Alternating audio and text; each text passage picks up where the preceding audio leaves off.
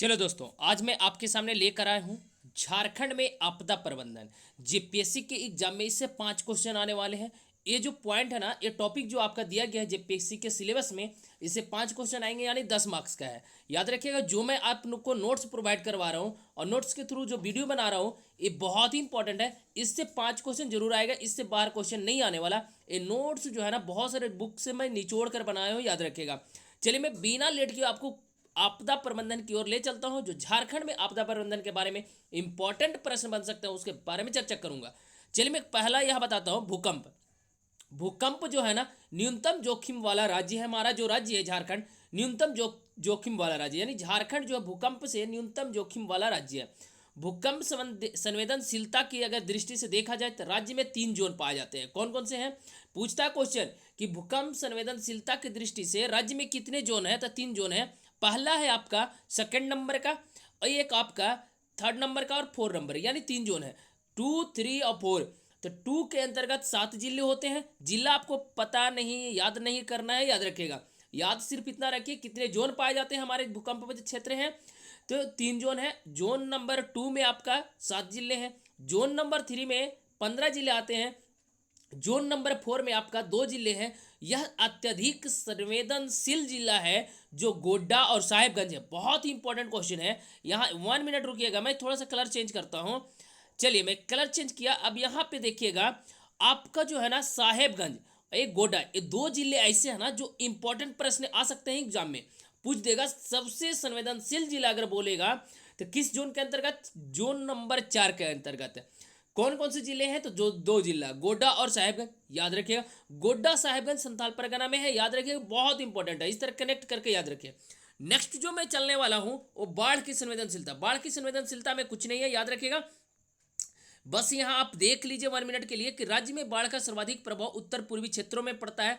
उत्तर पूर्वी कहने का मतलब, अब बात समझिएगा, साहेबगंज वाला, जहाँ गंगा नदी के आसपास वाला एरिया है, वहाँ पे पड़ता है। अब अगले की ओर बढ़ता हूँ, सूखा।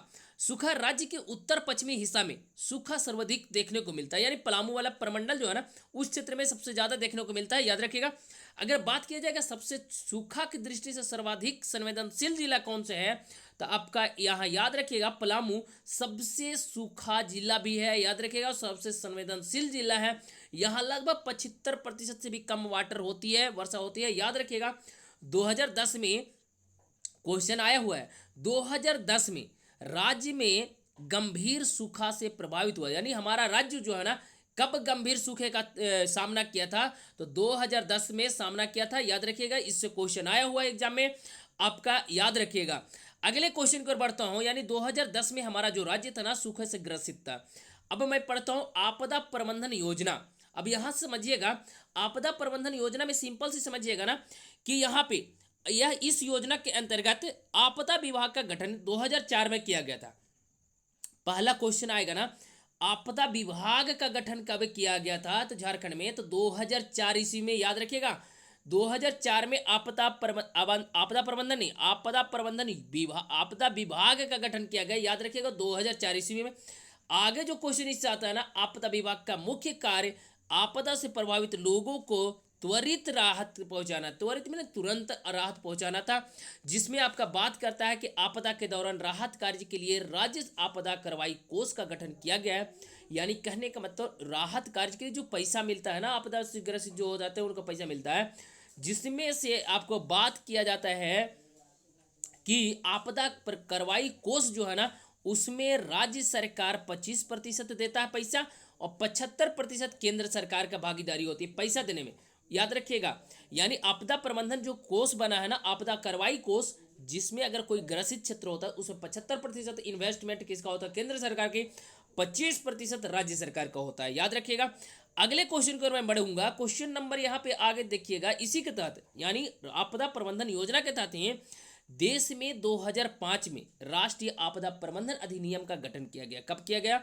2005 में। लेकिन 2006 ईस्वी में, याद रखिएगा, 5 में आपदा प्रबंधन अधिनियम गठन होता है, कानून बनता है, याद रखिएगा। उसी के तहत राष्ट्रीय 2006 ईस्वी में राष्ट्रीय एनडीआरएफ सुने होंगे, राष्ट्रीय आपदा कार्रवाई बल, फोर्सेस, नेशनल डिफेंस जो होता है ना, एक्टिव फोर्सेस जो होते हैं ये आपका बना था, और राज्य स्तर पर एसडीआरएफ का गठन किया गया था 2006 में। 5 में राष्ट्रीय आपदा प्रबंधन अधिनियम बनता है, और 6 में एनडीआरएफ और एसडीआरएफ का गठन होता है। स्टेट वाला होता है, एक नेशनल राष्ट्रीय स्तर को होता है। अब बात समझिएगा, अगले जो पॉइंट है ना, वर्ष 2005 में श्री कृष्ण लोक प्रशासन संस्थान रांची में आपदा केंद्र प्रबंधन का संचालन किया जा रहा है। यानी 2005 से आपका श्री कृष्ण लोक प्रशासन संस्थान रांची में इसका क्वेश्चन आया हुआ है एग्जाम में, पूछता है श्री लोक प्रशासन संस्थान रांची का गठन कब किया गया था? 2005 में रखा गया था, याद रखिएगा।